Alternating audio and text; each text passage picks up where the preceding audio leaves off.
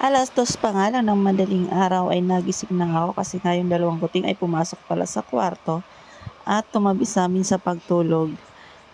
Hindi na ako nakatulog ulit kasi nga nag-alarm ako ng 4 AM para magluto ng kutsinta. So, di pa nga 4, so 3:30 pa lang bumangon na ako para mag-prepare na ng lulutuin kasi nga dadalhin niyan para sa farewell party and recognition nila Buboy sa grade 2 at sa grade 4 naman pagdating ng 9:00. So, ayan, naglalakad na kami kasi 7:00 na yan kasi 7:00 nga daw po ay mag-start na sa grade 2. May dala-dala ako dyang yung kutsinta, yung isang plate lang, tapos merong ano ba yun, spoon, tsaka yung disposable plate may dala rin ako kasi ako na ngayon sumagot. Kahit nga nagkulang yon pero okay lang, at least meron. Hindi naman nga po sa pilitan ang pagdala ng food, pagkain para sa recognition and farewell. Ayun naman ay kusa lang kung ano yung gusto mong dalhin. Pero pagdating nga namin doon ay marami naman yung pagkain na may dala. May mga soft drinks, merong pansit, may spaghetti, may salad, at kung ano-ano pa, may tinapay pa nga eh. At yung tinapay nga ay masarap na daw. Kasi may cheese sa loob. So ayan, may dala nga akong plastic labo rin dyan kasi uso sa amin din ang Sharon. Pero may mga sobra lang naman. Pero may naiuwi nga rin ako ng kalahating soft drinks. Kasi soft drinks inuwi eh. Meron din ako nauwing salad at tinapay. Yun lang yung nauwi ko. Pero sila, ewan ko. Wala na yata eh. Kasi naubos din naman.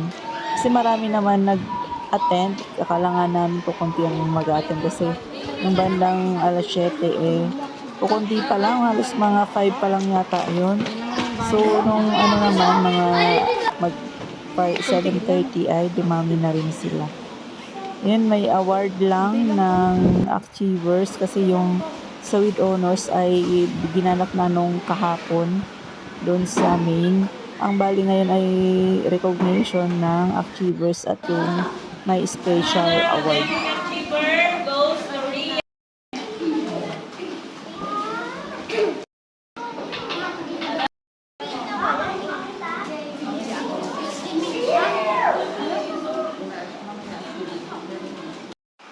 Ay tapos na yung awarding ay magpa-picture sila ng grupo. Group pictures muna sila. Lahat naman yan merong special award, may chocolate. Kahit naman walang certificate na nakuha. Lahat sila dyan ay may chocolate na bigay ni teacher galing sa kanyang bulsa. Pakonsuelo. Ayan, after nyan ay kakain na nga sila. Ayan. Nauna pa nga yung mga nanay. Hindi.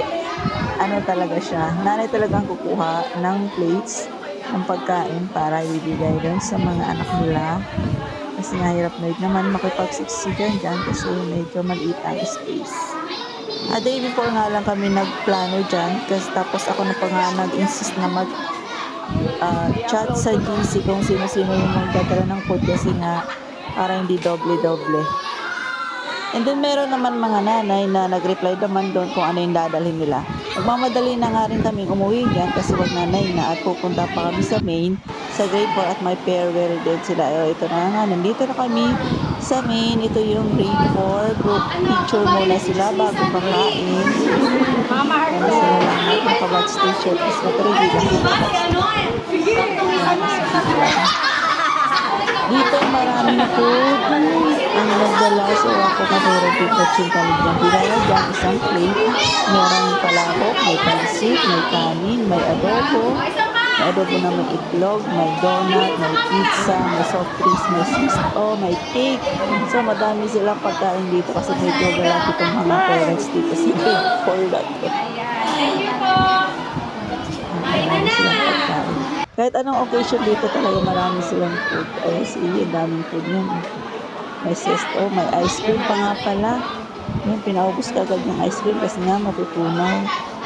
Kasi di naman nga, sabi ko, time is 9. Siguro mag-10 na yata yung mag-start kasi ka dumating rin si teacher. Ayan yung pagkain ko. Ganda yung kulay. Maraming salamat.